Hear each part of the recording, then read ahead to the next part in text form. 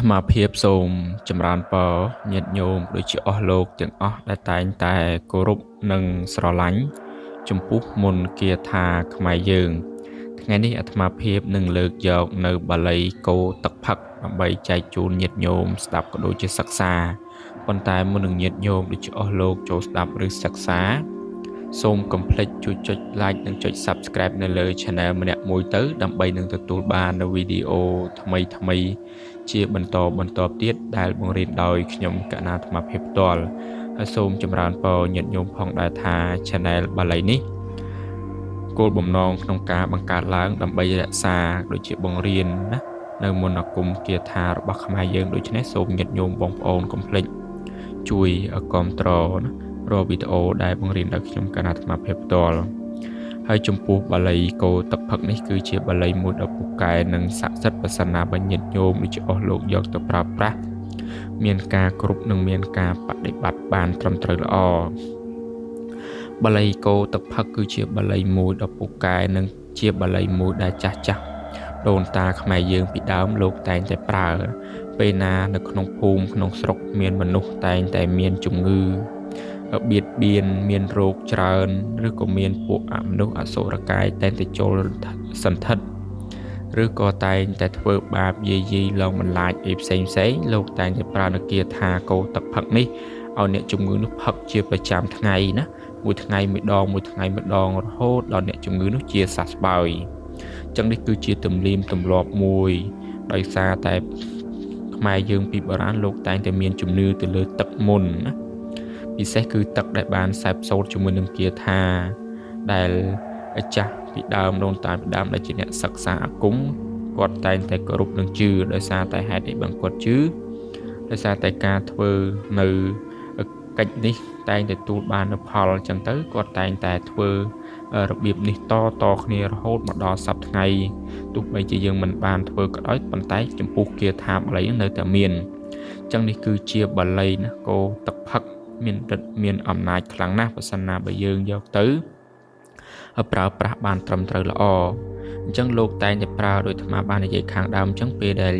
យើងឈឺមានជំងឺរកមុខមិនឃើញណានៅក្នុងខ្លួនចេះតែឈឺ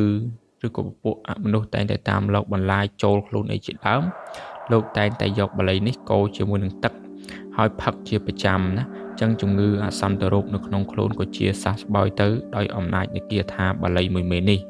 អញ្ចឹងយើងចូលទៅសិក្សានៅបាលីនេះទាំងអស់គ្នាអញ្ចឹងមុននឹងញាតិញោមដូចជាអស់លោកសូត្រនៅបាលីនេះយើងត្រូវរៀបចំរំដាប់គ្រូជាមុនសិនរំដាប់គ្រូគឺយើងត្រូវមានផ្កាឈូក5ទៀន5ធូប5អរិយ5ស្លា5ម្លូ5ស្លាធរដុំ1គូបាយសី1គូទឹកអប់ឆ្វេងស្ដាំកណាត់សអើមួយប្រាក់500រៀលនេះគឺជារំដាប់គ្រូដែលយើងត្រូវតែមានការរៀបចំឡើងបន្ទាប់ពីយើងរៀបចំរំដាប់គ្រូរួចយើងត្រូវសូត្រនៅរំលឹកគុណគ្រូបន្ថែមទៀតអញ្ចឹងយើងសូត្រមក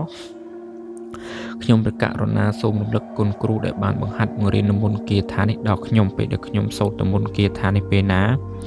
សូមឲ្យពូកែស័ក្តិសិទ្ធិមានឫទ្ធិមានតេជះមានបារមីបន្ទាប់ពីយើងសូត្រនៅរំលឹកគុណគ្រូរួចយើងត្រូវតាំងនមោ3ចប់ទៀតនមោតស្សៈភិក្ខវៈតោរហតោសម្មាសម្ពុទ្ធស្សៈនមោតស្សៈភិក្ខវៈតោរហតោសម្មាសម្ពុទ្ធស្សៈនមោតស្សៈភិក្ខវៈតោរហតោសម្មាសម្ពុទ្ធស្សៈបន្ទាប់ពីយើងតាំងនមោ3ចប់យើងត្រូវសូត្រនៅបាលីនេះ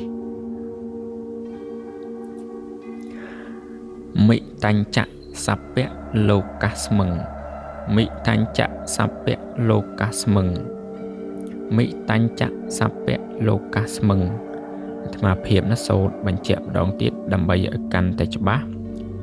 មិតញ្ចៈសព្ពៈលោកស្មឹងនេះគឺជាបាលីណាក៏ដូចជាគាថាគោទឹកផឹកណាគឺមានតែប៉ុណ្ណេះហើយងាយស្រួលក្នុងការញាតិញោមអស់លោកយកទៅទន្ទិញឲ្យចេះឲ្យចាំណាឬប្រើប្រាស់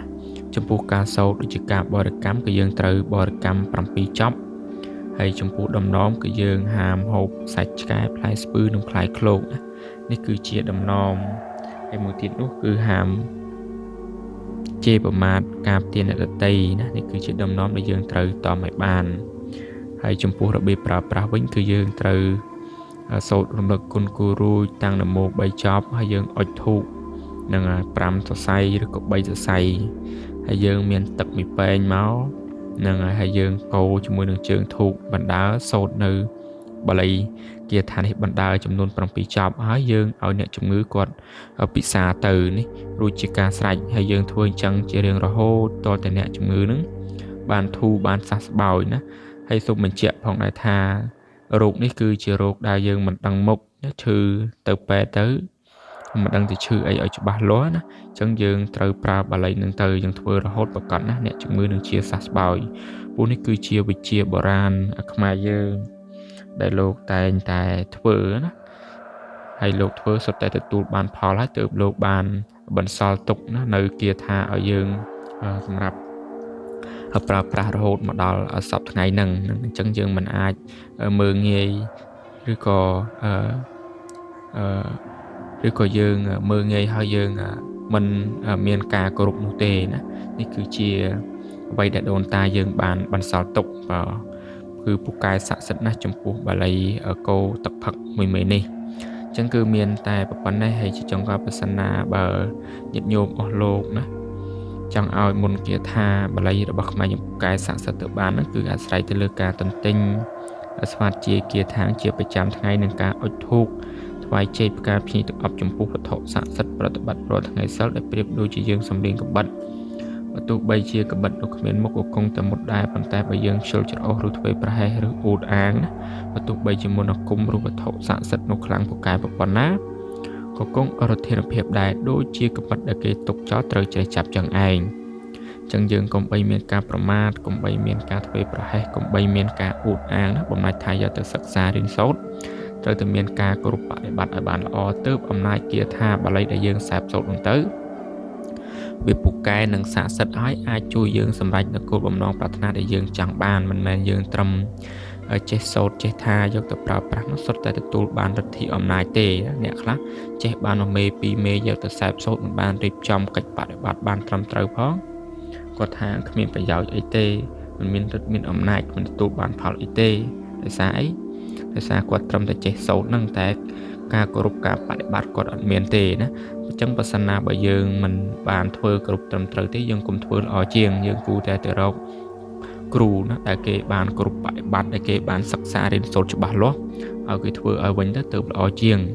គណៈយើងធ្វើខ្លួនឯងមិនបានគ្រប់ជ្រុងជ្រោយមិនបានត្រឹមត្រូវនាំតែខាតពេលវេលាហើយអាចគ្រោះថ្នាក់ដល់ខ្លួនឯងទៀតផងក៏ថាបានដែរណាការរៀនរបៀបអាគមនេះទោះតែយើងមានគ្រូត្រឹមត្រូវច្បាស់លាស់ទើបយើងអាចសិក្សារៀនសូត្របានបើមិនចឹងទេប្រកាសណាវានឹងត្រឡប់មកធ្វើបាបយើងវិញណាប៉ុន្តែគណៈបើយើងយកប្រើប្រាស់បានត្រឹមត្រូវល្អប្រកាសណាអាចជួយឲ្យយើងពូកែស័ក្តិសិទ្ធិណាមានសេចក្តីសុខចម្រុងចម្រើនហ្នឹងហើយដោយអំណាចនៃគាថាមន្តអាគមរបស់ខ្មែរយើង